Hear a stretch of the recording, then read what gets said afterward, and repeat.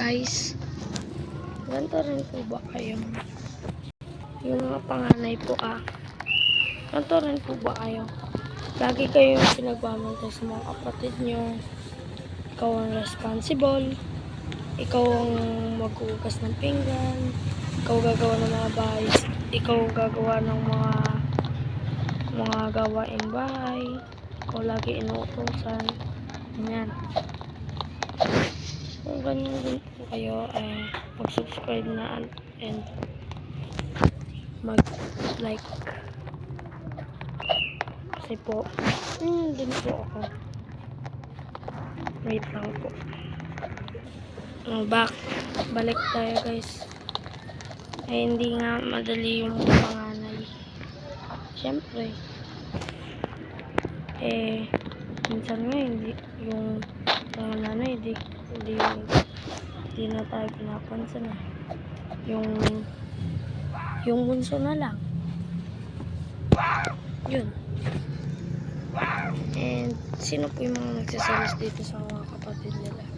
Well, same. Kasi lagi silang pinapansin. Lagi po sila. And then kahit sila gumawa mali, ikaw sisisihin. Dahil nga akala ng magulang is ikaw yung pasimuno. Ayun, kaya ako nainggit.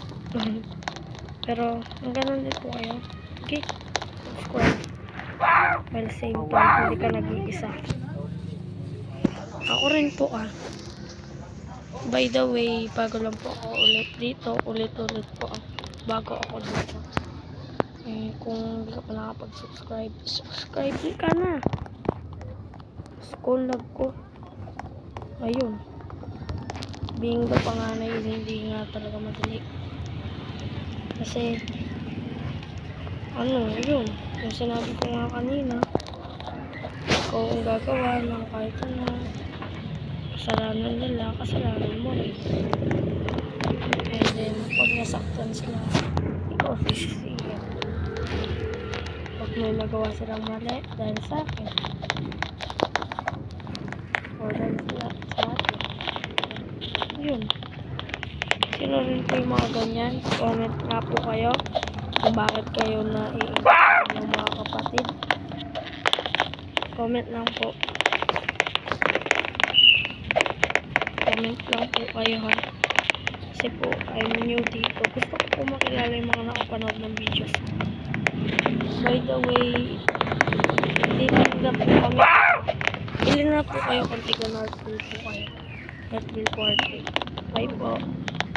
See you in my next video.